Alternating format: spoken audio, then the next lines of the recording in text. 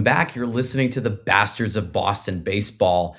You're going to be listening to a bonus episode of Killing Time with 6 Boston titles that we're going to be covering. Most meaningful, most dominant, most unlikely, most relatable, most hateable, and then the woulda, coulda, shoulda title. But before we do any of that, we're going to talk about the 87.5 wins that the Boston Red Sox are projected to hit this year for 2026. So without further ado, my two co-hosts, Chris Felico and Doug Aitchison at Saved by Grace and at DAitchison23. You can find me at Smith_MLB. Chris, why don't you open us up? Do you think the Red Sox are going to get to 87.5? Do you think we're going to even sniff that? I mean, sniffing it, maybe. I don't think we're going to get to it. And then I saw an even crazier projection. I think Zips had us at like 90 something and a half, tied with it was 90 and 72 with the Toronto Blue Jays. A deadlock for the AL East, which I think is even more ludicrous. Without shoring up this infield at this point, it's hard for me to see us getting to 87. So I'm going to say no on that. I would take the under. Doug? You sitting down, Charlie?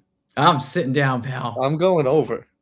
Holy crap, kids. We won 89 last year. I think we're either a win better or a loss worse. I think we're right around there. I could see us getting to 90 if our two top pitchers both have really good seasons as they could. I think that could get all we needed last year was the number 2. That's what we kept asking for. We have it. If they both go out and get to close to 15 wins, that could get us to a win more. That could get us to 90. So I'm going over. Charlie, before you say anything, I have to dig in here. I'm sorry. I have a question for Dougie. Do it. So we won 89 games last year, right? Yeah. Mm-hmm. If you took away Rafael Devers from the beginning of the year to when we traded him, and then just pretend that Bregman was hurt all year, do you think we finished with 89 wins? No, but I think if we had Roman up from game 1, that we might have. So you think Roman up game 1 makes up for Devers for the quarter he was here, almost a third, and then Bregman for the time he was healthy? Probably not for both of them, but I think it makes up for some of it. I think it's definitely worth mentioning that he's not worth nothing. No, I don't disagree with you. I think he definitely makes up for some of it. And I'm not trying to come at you. I'm trying to compartmentalize your thought process. And I think I just don't see why we're like so much worse than last year. I get the Bregman, but Bregman had a good first half and then he didn't do anything for us. And the thing is Meyer always gets hurt. Well, what if he doesn't? I think he could be very good. I think we're just we can't bank on the unknown, which we can't bank on it, but it can happen. Meyer can be very good. We act like it's just not possible. It's unknown. It's very possible that he can be very good, and that's a huge plus. I think all these things are very possible. I think our pitching is very good. Yeah. I think we still have the best closer. We have 2 of the best starters.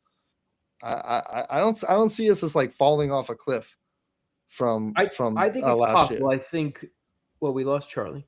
No, I'm still here. I lost. It's possible. I think the thing that we'd be foolish not to take into account is, let's say maybe Meyer doesn't get hurt, but the chances are in a 162 game season, someone is going to get hurt. And if it's not Meyer who you're kind of counting on getting hurt, what if it is a Garrett Crochet? What if it is your new prize possession in Ron Hare or whatever the hell we're calling him? Suarez. I get it, but every time you say what if, I could just say what if they don't. No, you're right. What if they suck? What if they don't? What if they're really good? All right. It's Listen, pal. Okay. I got to jump in here for 2 seconds. I don't know. I respect the take about if Roman Anthony was here and Marcelo Meyer were healthy and we're here since day 1 without Devers. And I hear what you're saying about being able to replace some of it. But I have thoughts. And so here's the bad news, as Terry would say. There's going to be an injury. You can't go into the season saying, what if? My father-in-law, who is the first person I heard this expression from, and then F1 stole it from him in the movie. For those of you who haven't seen it, go check it out. It's awesome. Hope is not a strategy. You cannot hope that everyone will stay healthy and that everything will go great. There will be something that happens and you have to be able to adapt. You need to have backup options. We don't. You have a 2, you have a 3, you have a 4, whatever. What you have are 5 people slotted as your 1, 2, 3, 4, 5 without your backups. You are hoping, as the strategy, that everything goes according to plan and that there are no blips along the road. You are one Garrett Crochet injury away from being an ugly, ugly team for 2026. So I'll say that. I am not going to be optimistic. I'm very sorry to say it. We are nowhere near 87.5. That's not happening. So I'm with Chris on this. I'm on the under. I love that you're taking the over, Dougie. I really, really do. I'm glad that one person said it, because I think if it was me, Chris would have been slapping me around all the way from New York. I can't see it happening. I just can't. I get it. I think like we're one Garrett Crochet away. I mean, every team besides the Dodgers is their ace getting hurt away from losing out on. Like, it's. I mean, I you can say that about any team. Really. Yeah, but other teams also have pretty formidable offenses, or they got. But other teams don't have our rotation. Our rotation's as good as it is, besides maybe the Dodgers. Do you think the Red Sox have a top 5 rotation? Yes. Chris, do you think we have a top 5 rotation? In the American League or the MLB? In the majors. If healthy and pitching to their potential, yes. I think that there's the potential of obviously injury, which every team is going to deal with. I think the best way to summarize the whole thing for me is because, like, Doug's right. Is it possible? Anything's possible. Sure. I'm always a believer of Kevin Garnett taught me that. You're as good as the back of your baseball card. Now, here's the rub: is we have a lot of guys that just don't have a lot on the back of the baseball card, like a Roman Anthony, like a Marcelo Mayer. So there are intangibles where Doug is correct that if things go 100% to plan, where they become what we thought they could become, or even 80%, yeah, maybe this team does win 87 games. Based on the limited sample size and the fact that someone is going to get hurt, and I don't know who that is, it's hard for me to immediately sign up for 87 wins. I don't think it's 100% crazy. I think as confident as Doug is being, I pause for concern on my take with that. But listen, I'm happy that one of us is optimistic. I mean, a lot of things went wrong last year, and they still won 89. That's fair. It's very true. I mean, it's true. And a lot of guys got hurt. We had a crazy trade. We had crazy in turmoil with Bregman at the end of the year. John Henry still owned the team. They still won 89. Ridiculous. Like, I don't see why we're falling off some huge cliff from that because we lost Bregman, who didn't do anything the second half of the year. And, you know, we have a better rotation. We still have the best closer in the league. We have maybe the best pitcher in the league. We have the best young player in the league. If we get 87.5, I will make a public apology to you and only you and say, from the bastards to the bastard, we were wrong. This will settle it. Doug, would you be shocked if they didn't win 87 games? No. Okay, fair. So it's not like I was saying they're going to win 95. Like, okay.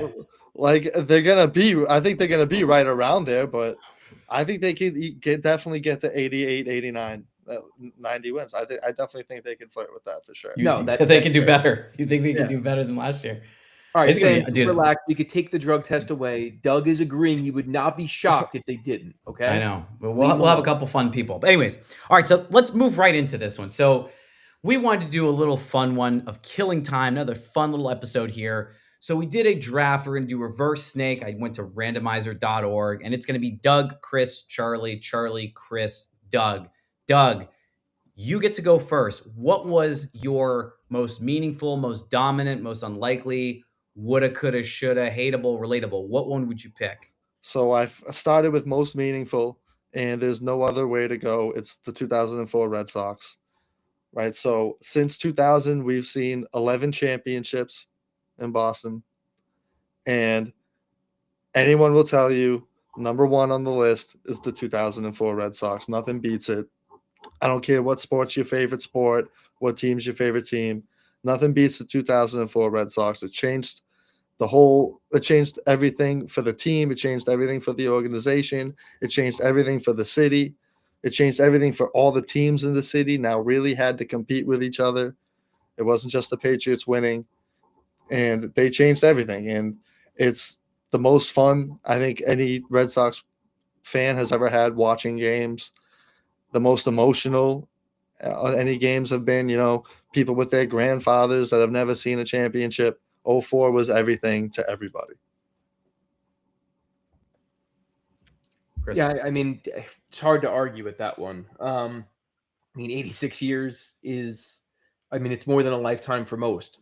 So the fact that the Sox were able to do it in the fashion they did, it would be hard to make an argument for another team. I think that in my mind, the only team I could even maybe try to rationalize somehow in my head would be, and this is like really pulling out of the hat here, is like the 1957 Boston Celtics. Bob Cousy was on the precipice of becoming the Ed Williams of the NBA, where your great player, historic player, doesn't ever get a championship. He does get that championship, and it starts a dynasty of what will become, I mean, basically the Yankees of basketball. Yeah. So, I mean, that's probably the only other one I could really try and muster up with here. Yeah. I mean, for me, I don't think there's anywhere else you can go. This was like I mean, for anybody that was up, this was the first World Series year for us, our parents, possibly your grandparents, depending on how old everybody is. Yeah. You're down 0-3 against the New York Yankees. You won 98 games that year. You're down 0-3 and your asses are on the line. And Dave Roberts is in here to do one thing. Like literally the most meaningful moment of this man's career was not the multiple World Series he's won in LA. It's that steal. It is known as the steal. It is one of the most important, probably most important and memorable plays in baseball history. And it doesn't matter where he goes. That man will forever be loved in Boston. It doesn't matter what jersey he wears. If he was wearing a Yankees jersey as a coach, man would still get a standing ovation. It just, there's no other way to look at it. I mean, you go down 0-3 and then you win 8 straight. Like, that's just stupid. Yeah. Just dumb. That team was so stupidly stacked. It's like a movie script. Yeah, it was a movie script, man. Chris, anything else you want to add? Nope. I agree. Yeah. Chris, what did you have? So I went with most dominant, and I tried to think about all the different teams, and like, it was hard because you've got a lot of Celtic teams that were quote unquote dominant, but when you really try to come up with a tiebreaker, some of the matchups they had against like the Lakers, like they were close. A lot of them went to Game 7. So for me, it's like, how do I say they were that dominant? So for me, and every Patriots Super Bowl, with the exception of one, was like a field goal, touchdown, 4-point game, right? You look at the 2018 Boston Red Sox. I mean, you want to talk about a wagon. Obviously, the most wins in franchise history, 108. But they absolutely steamrolled the Yankees, Astros, and Dodgers on the way to that World Series. I mean, you think about that Yankee series, they put up a football score in Game 3 in the Bronx. I think Brock Holt hit for the cycle in that game, I believe, when they put up that 16 or 15 runs. And then the Astros, who were the defending world champion. And mind you, the Yankees and Astros all won 100 games, 100-plus games that season. And the Dodgers were very close. I can't make an argument for a more dominant Boston championship team.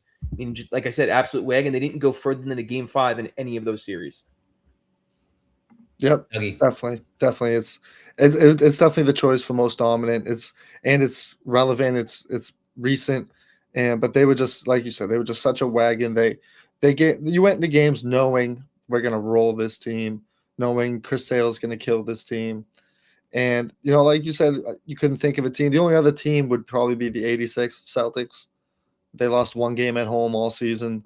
They killed the Rockets in the finals. I think actually went 6, but they beat them up a lot in those games. But yeah, you're right. Is no team got past 5, and the one game they won in the World Series was the longest game ever. So it's 2018, just steamrolling everybody. Yeah, it's the only choice.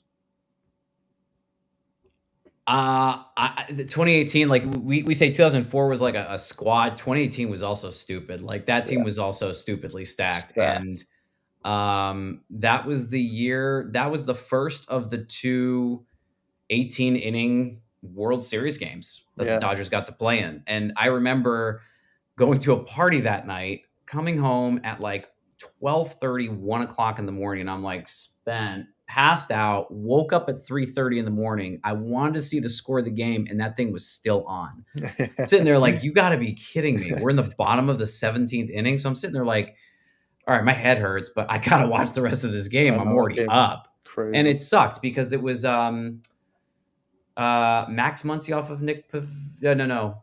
It was Nasty Nate. It was, I think Max Muncy went to left center field, and then everyone was just like, what the hell? And then what's crazy is that one of my buddies brought his stepson to that game, and he's not a baseball fan. I'm like, you went to a World Series game, and you're not a baseball fan.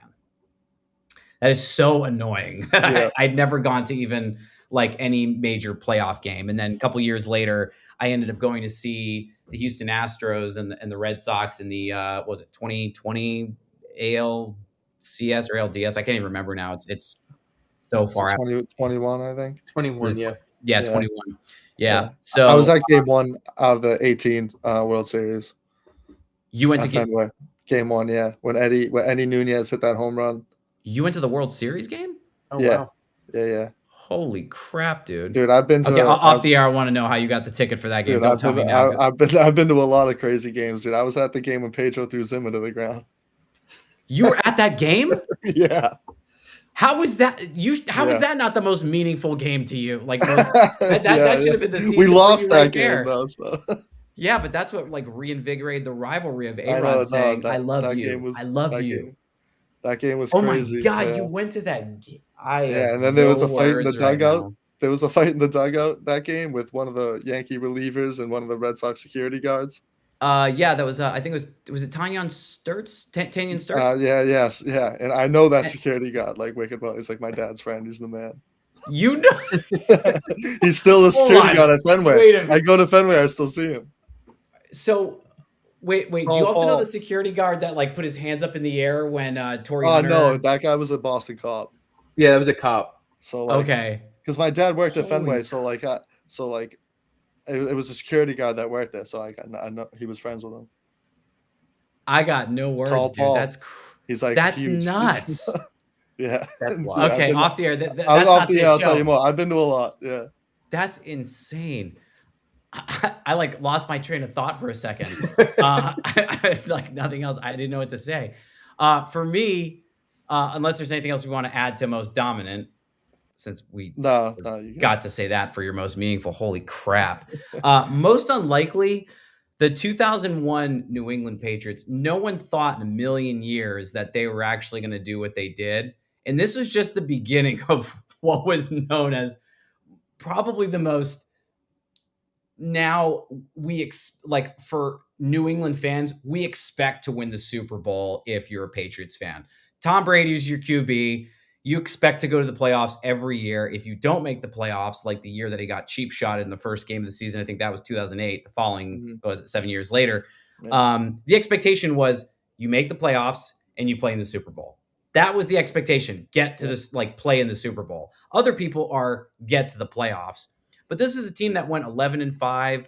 If I'm not mistaken, 2001, Tom Brady did not start the year as their quarterback. So things were not looking, it was like, you're almost number 200 quarterback pick in the draft ends up leading your team to being the team. Like the New England Patriots are the dynasty team. I don't think there's going to be another NFL team as, we were able to replicate with the Patriots in a unique way. You had a lot of players taking discounts so that you could construct those teams. Yeah. But holy crap, dude. I mean, we were so spoiled as Patriots fans and New England fans. If you didn't win the Super Bowl, if you didn't win the World Series or the Stanley Cup, there's a pretty good chance you're going to win the Super Bowl. So you won at least something. Yeah. And that was when Tom Brady was there. That was the beginning of the greatest NFL dynasty we are ever going to see. So for me, I'm going to say that one. That the most unlikely was that one. They went 11-5. No one really knew that was going to happen, and then they just absolutely carried and dominated. Chris or Doug, I'm not sure who wants to go next. Yeah, go ahead, it's that team that it's super. I mean, it is probably the most unlikely. And I grew up I saw them go to the Super Bowl with Bledsoe when I was pretty young. So when they won in 2001. I remember. Of course you did. Of Yeah, course you but went to those games. when my dad, like, when we won in 2001, I remember my dad being like, "I can't believe this," because like he grew up. The Celtics won in the 80s, 70s. The Bruins won in the 70s. He never saw the Red Sox win, but they were good. The Patriots were just never good his whole life. And when they won in 01, he was like, "This is truly like I can't believe the Patriots won the Super Bowl." So yeah, unlikely 01 is definitely that team. Yeah, it's if it was unexpected, I would maybe pick. There's a couple of teams that come to mind. I won't say them, but if unlikely, it's 100% the 2001 Patriots. Because to your point, prior to that, when you really think about it, and it's crazy to think because now, I mean, football dominates everything. The Patriots were number 4 out of the 4 major sports teams in Boston. Bruins had the history, had the Stanley Cups. Red Sox never won, but were everyone's favorite. And then you had the Celtics, who were an absolute wagon when it came to championships. And how the tides have turned, and it started there. And to your point, Charlie, like Bledsoe started that season, gets hurt. Tom Brady comes in, 6th round pick. And I mean, I believe they were double-digit underdogs, the biggest underdog in a Super Bowl to that point. Yeah. And they beat, the greatest show on turf in the Super Bowl. So it's hard not to say that one. So this is going to be now the snake draft, the reverse. I'm also going to go with the woulda, coulda, shoulda, and I know Chris is going to be pissed about this one, but I genuinely think congratulations, you guys got one on us. Well, 2 actually. We got 2, but that's not. Yeah, I know 2, and I don't count them. Sorry. No, I'm just kidding. This is going to be your 2007 New England Patriots that won every single game that mattered except for the last one that mattered. And the crazy thing about it is the Patriots actually played the Giants that year, and they barely won. They won by 3. Of course you were. You guys, this is ridiculous. All right, like I should go. You two should go buy a Powerball ticket. This is absolutely mental. But I mean, back to this 2007 Patriots team. I mean, they did not miss. Like you had Randy Moss, who had 23 touchdowns. He had over 1,400 yards. Tom Brady threw for almost like 5,000 yards. I believe he had the record for most touchdown passes. He had like 50 or 49 that year. Yep. This team was perfect. They were perfect. And not all the games were, 3-point games. Like you go back to it and some of them were 38-7, 52-7, 56-10. I mean, they were absolute routes. It was just, you were getting destroyed. And there was only 3 or 4 games that entire year where Tom Brady didn't shell for like 300 plus yards. He hit 370 like 5 times that year. That reminds me of like Matt Schaub when he was throwing for 400, 500 yards because they're playing down by like 30 points. But in my eyes, in my heart, and probably all of New England, that's the year that if there was one title that we could have switched and gotten that perfect year, that would have been the one. So, Doug, we'll let you go first before Chris dismantles it. Yeah, I don't really care that they didn't win, and I don't care what anyone says. That's the best football team of all time. That's plain and simple. That's the best football team of all time. I don't really, they lost one game. It just so happened to be the last one. I know. But I don't really care. That's the best football team that any of us have ever seen. And Brady was throwing 4 touchdowns in first halves. And it was just easy football for them. And, the Giants played very well, and their defensive line was great, and they beat us and whatever. But still the best football team I've ever seen. Yeah, Randy Moss had 23 touchdowns that year. He had 24 the following 2 seasons combined. Yeah. He was an absolute cheat code.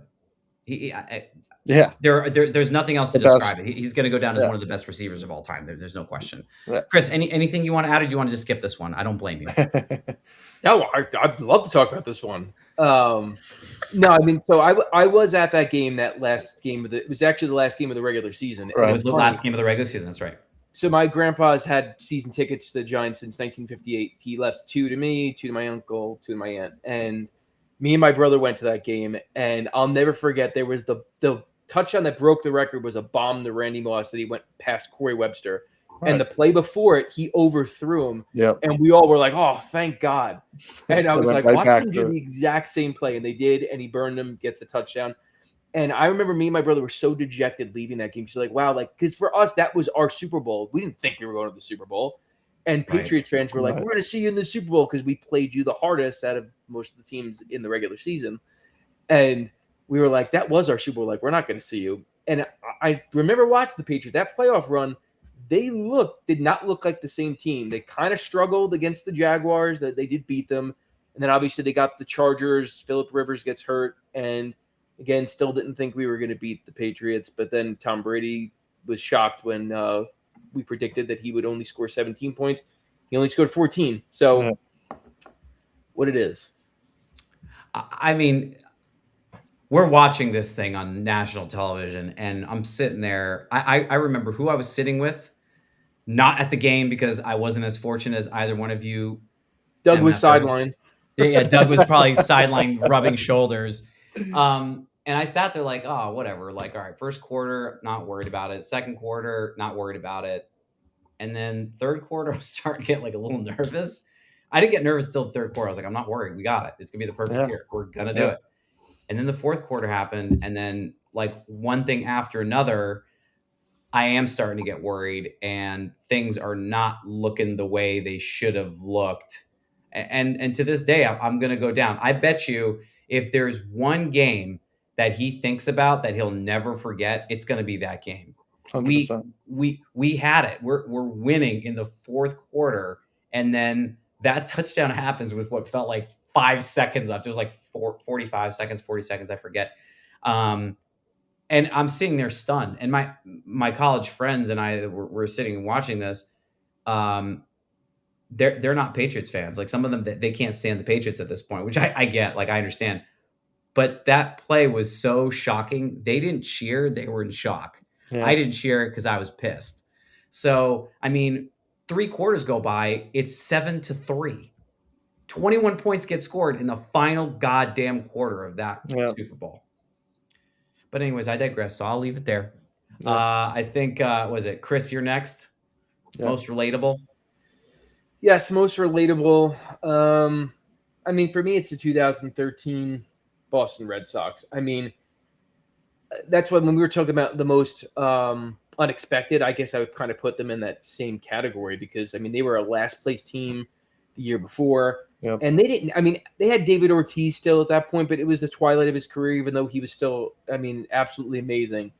But, I mean, you had the post-marathon bombing, right? So, like, there was already that added connection to the city that I don't think any other team in Boston really had, or at least in modern sports at this point. But, I mean, it was such a misfit roster. You had Napoli, Victorino, Gomes, and just a bunch of dudes that, like, yeah, they had good careers in other places, but none of them were true superstars.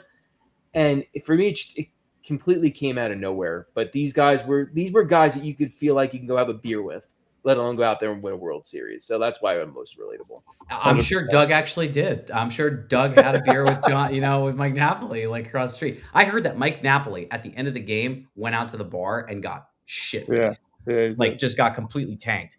And I love him for it, But that moment, I was going to my friend's house, or friend's apartment. I just moved to California a couple of years before that. Was up the elevator and he goes, I can't believe it. You're never going to believe what just happened. I'm like, yeah, we're fucking losing. Excuse my language. I just swore I can't believe it. I just did it. I said I would never do it and I did it. Excuse me. Forgive me. We're losing the game and David Ortiz comes up. They bring in Joaquin Benoit and it's game 2. You're hoping to like get a couple runs on the board. You don't expect in a million years you're going to hit a granny in that situation. No bleeping way. And I couldn't believe I missed it. I was in the elevator, but I got to watch it again on replays after. I heard cheering and screaming, not knowing what was going on. And that's what it was about. But dude, Chris, absolutely relatable. That entire team, there was no one there that you'd be like, yeah, I'm whatever with you. It was perfectly constructed. It was perfectly constructed. Everyone had a purpose. Everything made sense. Anything else you guys want to add? Dougie, do you want to add anything else? The relatability started when Ortiz took the mic and said, "This is our effing city." Yeah. That was And, wild. and funny thing about that, I was there for that game and heard him say that. So I know you were. Yeah, Yeah. I know. I He was. handed him the mic. I was. Yeah. Yeah. This is crazy. But yeah, I mean, it was just a fun team. Just a fun team.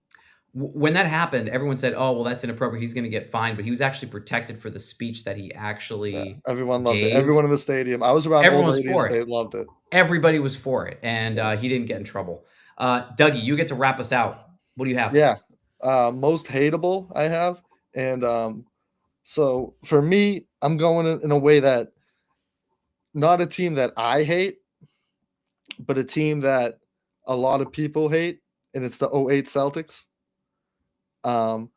They're the biggest, excuse me, Charlie, the biggest shit talking team of all time, right? Paul Pierce and KG were the biggest talkers in the league, number one, number two. Players around the league hate this team. Fans around the league hate this team.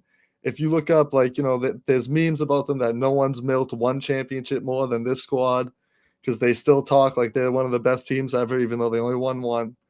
But to me, they are. And they're very hated because they hated everyone, and they were out to make no friends. And, they were the toughest, meanest team in the league. And their reputation around the league was that, everyone hated to play them and hated KG and Paul. Chris? Yeah, it's a good one. I mean, because the truth is, of all the franchises in Boston, the Celtics are probably historically the most hated because they did the most winning over a more prolonged period of time. So the fact that they kind of brought winning back and they were talking like they were going to win a bunch, I mean, that makes sense. On a personal note, mine would be the 2019 Patriots, because I had actually picked going, and I would have won a ton of money had the Chiefs actually started their dynasty a year earlier, because I picked the Chiefs against the Rams and the Chiefs to win the Super Bowl that year, and I would have won like $5,000. Yeah. And they were winning that game, and the Patriots knocked them out. And I was like, all right, well, at least I'll get a good Super Bowl. And it was a snooze fest. But I mean, I think the 2008 Celtics, that's a good one too, for a different reason. KG talked his game and he backed it up. Oh yeah. So people can cry all they want. I mean, there are some real insufferable fans out there. KG did his thing.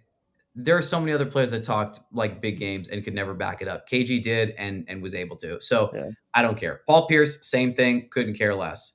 If people want to complain about that, too bad. They still have a title at the end of the day. And I think they probably could have had another one, but there were some really, really good teams in the NBA in that like early 2000 to late 2000s year. KG got hurt the next year. KG got ripped, man. Perkins got hurt the year after that. Destroyed, bro. They lost in Game 7, so they could have won more, but they got the one.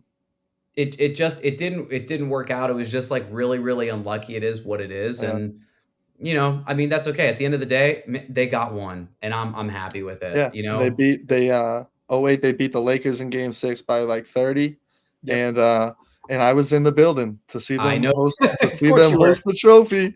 I was in there to see all that confetti fall. I was in there.